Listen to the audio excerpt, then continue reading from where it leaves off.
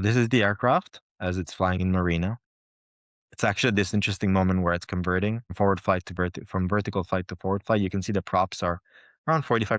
That's because it just finished with the props tilting upwards, and while it's in the air, it tilts forward and starts flying forward. The aircraft is, as you can imagine, a mix of what came before. So the battery electric is purely a battery pumping electricity into a motor, an electrical power unit. Whereas the hydrogen system actually, the easiest way to explain it is it's recharging the battery in the background or just sharing the DC link, the terminal, the high voltage system. So in other words, your power can come either from the battery or from the fuel cell. And it can do that playing to the best of each strength, each of those strengths. Batteries have a quicker response time. Fuel cell have slower responses in terms of amps per second, how much they can change their amperage per second. But the net result is that the power unit requests a certain current and it comes. And so in that sense, it was actually extremely synergistic. Apologies for the business term. It's synergistic to throw the two things together, a fuel cell and a battery, and get it to feed the motor in the way it was used to. And then, of course, we went for a storage system. We actually went straight for liquid, about 40 kilos in a vacuum insulated door. 40 kilos is a number that made sense for this prototype.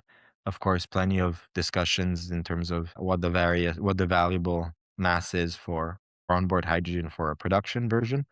But the key thing here is that it's liquid. The mass fraction of the tank and the volume of the tank with gaseous just, we believe, do not close or make a very hard case for hydrogen electric propulsion. So Joby went straight to liquid, jump-starting a team of hydrogen development for liquid storage. What else is valuable about the aircraft? So this is the aircraft as it's about to take off. As you see, the props are looking up. There's a few things that are worth mentioning. This is a prototype that had already flown as a battery electric aircraft for 25,000 miles. So it was tried and tested. The team knew what was happening. It was used to it. It was as much repeatable as possible in the sense that the operations, the safety, the procedure, all of that was well understood by the engineers designing it, by the flight test, the pilot. A lot of it was reused because that's the ultimate goal, is to piggyback on all the great effort the electric part of Joby's done to optimize the hydrogen system and make a range extender.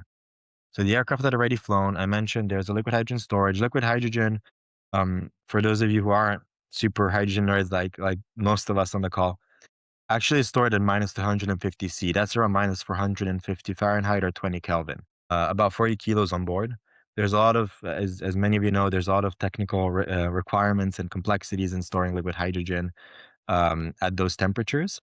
The system is actually designed to have a long lockup time, meaning, and this is a big challenge of the implementation, meaning the amount of time after which the hydrogen starts boiling and then venting off and you start losing hydrogen. Optimizing and increasing that time of lockup, the time you can let it sit, is a critical parameter because ultimately you want to get back to where normal fuel is, which is much like your car. You park it there and it stays for a while and you don't have to worry about boil off. On the left here, we actually swapped the battery weight. The battery doesn't need to be as heavy if it's not providing the range that it did for the electric product. So you can reduce the weight, provided you still have the power you need, and gain a bunch of mass that you can then use to insert the tank and the fuel cell. So you actually swap battery weight for hydrogen powertrain. One key thing is that even though the batteries were significantly heavier on the electric, these 25,000 miles the prototype flew as an electric aircraft were such that the aircraft never really exceeded 100 miles. I think it went a bit more than 100 miles in some conditions. 100 miles was the longest this aircraft flew throughout these 25,000 miles. And then within the first few flights of it flying hydrogen, it hit 523 and then 560 miles. So, with a lot less work, it jumped straight to 5x an improvement in terms of range.